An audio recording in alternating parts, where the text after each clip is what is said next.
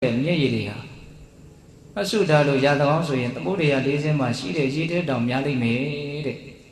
ဒါကြောင့်ဒီလိုမျိုးဖြစ်ခဲ့တာတွေနဲ့ပတ်သက်ပြီးတော့ကိုယ့်ရဲ့စိတ်ထဲမှာဘာလေးလံမှုပူလောင်မှုမှမဖြစ်စေသင့်ဘူးအဲ့ဒီလိုမျိုးမြတ်စွာဘုရားအမိန့်ရှိပြီးတော့ဒီကထာလေးကိုဟောတာရှိခဲ့တာရှေးတုန်းကဖြစ်ခဲ့တာတွေနဲ့ရှေးတုန်းကဆိုတာအလွန်ဝေးကွာတဲ့ရှေးကိုကြီးရည်ညွှန်းတာမဟုတ်ဘူးနော်စောစောကဖြစ်ခဲ့တဲ့ခုတင်လေးဖြစ်ခဲ့တာကိုပဲဘာဖြစ်သွားပြီလို့ရှေးဖြစ်သွားပြီဟုတ်လားအဲ့ဒီရှေးကာလဖြစ်ခဲ့တဲ့အနေအထားတွေနဲ့ပတ်သက်ပြီးတော့ကိုယ့်ရဲ့စိတ်ထဲမှာလောဘဒေါသမောဟမဖြစ်အောင်ကိုယ့်ရဲ့စိတ်ကိုကောင်းကောင်းသုတ်သင်နိုင်ရမယ်ပစ္စာတိမဟုကိဉ္စနံနောက်မှဖြစ်မဲ့အရာတွေနဲ့ပတ်သက်ပြီးတော့လည်းပဲဘာဆိုရင်ကြောင်းကြမှုမှမရှိအောင်ကြိုးစားရမယ်မေစီစင်တော့ဂဟတတိအခုလုံးလုံးတဲ့ဖြစ်နေတဲ့အလေလို့ဆိုတဲ့အရာနဲ့ပတ်သက်ပြီးတော့လည်းပဲဒါဟာငါပဲဒါဟာငါဥစ္စာပဲလို့စွဲယူမှုမရှိဘူးဆိုလို့ရှိရင်ဥပဒံတော်စရိတတိသင်ဟာငြိမ်းအေးသွားလိမ့်မယ်လို့နော်ပူလောင်နေတဲ့အမတ်ကြီးကိုငြိမ်းအေးကြောင်းတရားအဲ့ဒီမှာဟောတာနော်ဥပဒံတော်စရိတတိဆိုတာအလွန်မုံမြတ်တဲ့စကားလုံးလေးပဲနော်ဥပဒံတော်စရိတတိငြိမ်းအေးသွားလိမ့်မယ်ဒီတော့ငြိမ်းအေးသွားခြင်းတဲ့ပုဂ္ဂိုလ်တွေဒီနေနည်းထိုင်နည်းလေးကိုနော်ကောင်းကောင်းနားလည်အောင်လေ့လာပြီးတော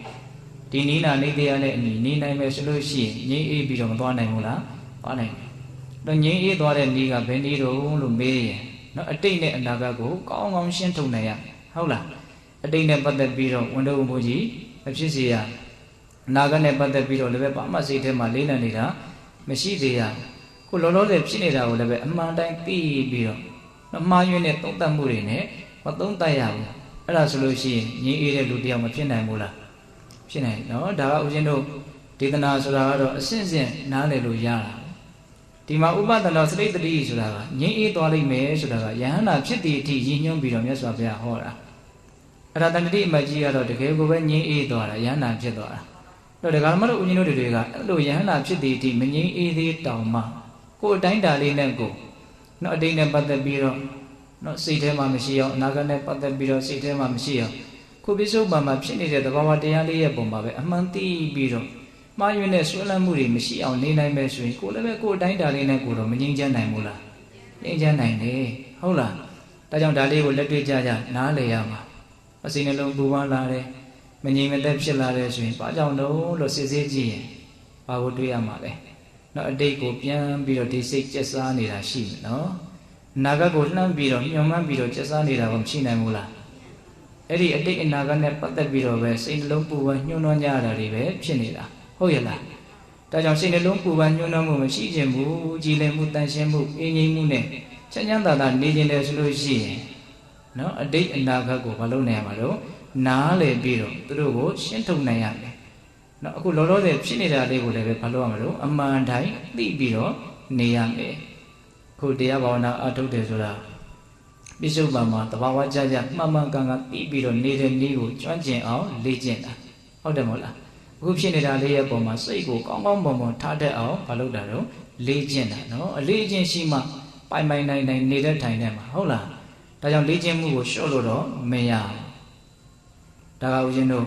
့နော်တဏှတိအမကြီးကိုအကြောင်းပြုပြီးတော့မြတ်စွာဘုရားဟောတဲ့ဂါထာ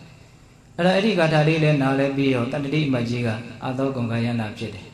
အဲ့ဒါယန္တာဖြစ်ပြီဆိုတော့သူကသူ့ရဲ့အာယုသင်္ခါရဘယ်လောက်ဆက်ပြီးတော့နေရအောင်မလဲလို့သူ့ရဲ့ဘဝလက်ကျန်အချိန်ကိုကြည့်တာအဲ့ဒါအာယုသင်္ခါရကကုန်နေပြီနော်ခဏနေရင်သူသေဆုံးရတော့မယ်နော်ပြိဋိဘံဆံရတော့မယ်အဲ့ဒါနဲ့မြတ်စွာဘုရားကိုသူခွန်တောင်းတယ်တပည့်တော်ပြိဋိဘံဆံဖို့အချိန်ရောက်ပါပြီဆိုတော့မြတ်စွာဘုရားကအေးအဲ့လိုဆိုလို့ရှိရင်သင်ရဲ့ကောင်းမှုတွေကိုလူတွေသိအောင်ထင်ရှားပြပြီးတော့မှပြိဋိဘံဆံလို့မြတ်စွာဘုရားကနော်မိစ္ဆာဒိဋ္ဌိအယူဆမှားကြတဲ့ပုဂ္ဂိုလ်တွေရဲ့တန်လျာကိုလည်းပဲဖြည့်ရှင်းနိုင်ဖို့သမာဓိဋ္ဌိအယူရှိရတဲ့ပုဂ္ဂိုလ်တွေလည်းပဲအတက်ရှင်လန်းစေဖို့ဆိုပြီးတော့နော်မှန်မှန်ကန်ကန်ဖြစ်သွားအောင်တဏှတိအမတ်ကြီးကိုအဲ့ဒါလိုမြတ်စွာဘုရားကအမိန့်ရှိတော့တဏှတိအမတ်ကြီးကမြတ်စွာဘုရားကိုရှေ့ဖို့အချပြီးတော့သူဟာဘယ်တော့မှဘလို့ကောင်းမှုတွေကိုလုပ်ပြီးတော့ဒီလိုအကျိုးတူကိုရရှိတယ်ဆိုတာကိုမြတ်စွာဘုရားကိုရှောက်ပြီးတော့အဲ့ဒါဓာတ်90ဆင့်အမြင့်ရှိတဲ့ကောင်းငင်မှာနော်ဒေဇောကတိုင်းဝင်စားပြီးတော့ပြိဋိဘံဆံတော့သူ့ရဲ့ခန္ဓာကိုယ်ဟာဒေဇောမီလောင်ကျွမ်းပြီးတော့ဓာတ်တော်ကြတယ်အဲ့ဒီဓာတ်တော်တွေကိုမြတ်စွာဘုရားကတန်ရှင်းတဲ့အဝတ်ဖြူနဲ့ခံတယ်ရွှေအစင်းရှိတဲ့ပန်းကလေးတွေလိုဓာတ်တော်ဟာကြတယ်လို့ဒီလိုဆိုတယ်ဟုတ်လားအဲ့ဒီမှာပဲဦးဇင်းတို့သူကတစ်ချိန်လုံးကဘယ်လိုကုသိုလ်ကောင်းမှုကိုပြုခဲ့လို့ ဒီလိုလွယ်လွယ်ကူကူနဲ့တခါထားဟောတာကိုနာရယုံနဲ့ယဟန္တာဖြစ်တည်တည်ဉာဏ်ပညာကတက်မြင့်ရတာတုံးဆိုတော့တခုသောဘဝတုန်းကသူကတိုင်းပြည်တစ်ခုမှာမြတ်စွာဘုရားဟောကြားတော်မူခဲ့တဲ့သူဖြစ်တုန်းကဘုရားတဆူပွင့်တယ်အဲ့ဒီဘုရားတဆူရဲ့တရားဒေသနာတွေကိုနာယူကြဖို့လိုက်လံနှိုးဆော်တဲ့အလုပ်ဟာအလွန်မှမွန်မြတ်တယ်သူများကိုကောင်းအောင်တိုက်တွန်းနှိုးဆော်ရတာအလွန်မှမွန်မြတ်တယ်လို့သူကအဲ့ဒီအမြင်ရှိတဲ့အတွက်ကြောင့်ဒီပြင်လုံမလုပ်ဘဲနဲ့အဲ့ဒါမနဲ့မလင်းခင်ထားပြီးတော့လူတွေကိုမမေ့မလျော့နေကြဖို့ဒါနကောင်းမှုသီလကောင်းမှုသမာဓိပညာဘာဝနာကောင်းမှုမှာကြိုးစားပြီးတော့ငွေလျော်ပြီးတော့နေကြဖို့မြတ်စွာဘုရားရဲ့အဆုံးအမသာသနာဆိုတာတွေ့ရခဲ့တယ်တွေ့တုံးကြုံတော့မှကောင်းကောင်းအသုံးချလိုက်ဖို့ဒါကိုလူတွေမေ့နေတာကိုမမေ့အောင်ပို့ပြီးတော့လူတွေရဲ့တန်တာမှာကုသိုလ်ကောင်းမှုမှာအမှတ်ရလာအောင်တတိပေးတဲ့လုပ်ငန်းကိုသူအမြဲတမ်းတိုက်တွန်းနှိုးဆော်ပြီးတော့လုပ်တာဒါသူရဲ့စိတ်လည်းအလွန်မုံမြတ်တယ်လို့ပြောရမှာပေါ့နော်နောက်တော့အဲ့ဒါဘုရင်ကြီးကသူဒီလိုတိုက်တွန်းနှိုးဆော်တဲ့အတန်ကိုကြားတော့သူ့ကိုခေါ်ပြီးတော့ဘလို့သွားတော့ချီချင်းပဲသွားပြီးတော့တိုက်တွန်းနှိုးဆော်တယ်ဆိုတော့သူ့ကိုမြင်းတစည်းကောင်းကောင်းပေးတယ်နောက်တော့ရှင်တစည်းပေးတယ်နောက်တော့ယထာတစည်းတောင်ပေးတယ်အဲ့ဒီလိုနဲ့သူကနှစ်ပေါင်း8000လောက်ကြာအောင်အဲ့ဒီလိုလူတွေကိုကုသိုလ်ကောင်းမှုကိုပြုလုပ်ဖို့အမှတ်ရဖို့အတွက်တိုက်တွန်းနှိုးဆော်တဲ့အလုပ်တရားဖြင့်နိဗ္ဗာန်ဆိုအလုပ်လို့ဆိုနိုင်တယ်ပေါ့နော်အဲ့ဒါကိုသူစူးစမ်းအထောက်ခဲ့ဒါကြောင့်မလို့သူကအခုလိုမဉ္ဇဉ်ပူညာရပြီးတော့အသောကုန်ကရဟန္တာကြီးဖြစ်ရတယ်အဲ့ဒီမှာသူပြိဋိဘံဆံသွားပြီဓာတ်တော်တွေကြားတယ်ဆိုတော့ရဟန်းတော်တချို့ကလူဝကြီးနဲ့ရဟန်းဝတ်တာလည်းမဟုတ်ဘူးနော်လူရဲ့အဝတ်တစားတွေဆင်ရင်ရင်းနဲ့ကောင်းငင်မှာတေဆုံးပြီးလောင်ပြီးတော့ပြိဋိဘံဆံတာကိုကြည့်တော့တို့ဒါကိုဗြဟ္မဏလို့ပြောမလားတမဏလို့ပြောမလားဘလို့ပြောရမလဲအဲ့ဒီလိုမျိုးတွေးကြတာရှိတယ်အဲ့ဒါကိုအကြောင်းပြုတော့မြတ်စွာဘုရားကအလင်္ကတောစေတိတာမန်စရိယတန်တော်တန်တော်နိယတော်ဗြဟ္မစာရီ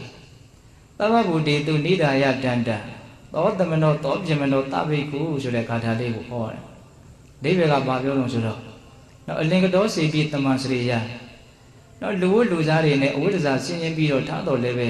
ညီမြစွာကျင့်မယ်ဆိုလို့ရှိရင်တဲ့ညီမြစွာကျင့်တယ်ဆိုတာခုတရားကျင့်တာကိုပြောတာဟုတ်လားတမန်စရိယညီမြစွာကျင့်မယ်ဆိုလို့ရှိရင်အဲ့ဒီပုဂ္ဂိုလ်ကတန်တော်တန်တော်နိယတော်ဗြဟ္မစာရီတန်တော်ငြင်းအေးလိမ့်မယ်တဲ့တန်တော်ယဉ်ကျေးလိမ့်မယ်တဲ့နိယတော်မလေးပါးဖြင့်မြဲတဲ့အနေထားကိုလည်းရောက်သွားနိုင်တယ်ခုတန်တိမကြီးကတော့ငြင်းအေးလည်းငြင်းအေးသွားတယ်ယဉ်ကျေးလည်းယဉ်ကျေးသွားတယ်မလေးပါးဖြင့်မြဲတဲ့အဆင့်ကိုလည်းရောက်သွားတယ်ဗြဟ္မစာရီအဲ့လိုမြတ်သောအကျင့်ကိုကျင့်ပြီးတော့သဗ္ဗဗုတေတုအလုံးစုံသောတရားတွေရဲ့ပုံမှာဒန္တံနှိပ်စက်ခြင်းဆိုတဲ့ဒဏ်ကိုနိရာယချထားတယ်ဘယ်သူ့ကိုမှကိုနှုတ်တို့ဖြင့်နှိပ်စက်တယ်ဆိုတာမရှိဟုတ်လားအဲ့လိုမျိုးညီညီမျှမျှကျင့်ကြတဲ့ပုဂ္ဂိုလ်ကိုသောတမနောသောဗြဟ္မနောတဘိက္ခုအဲ့ဒီလူဟာတမနာလည်းဖြစ်တယ်ကိလေသာကိုငြိမ်းအေးစေတဲ့ယဟန်ပေါ့နော်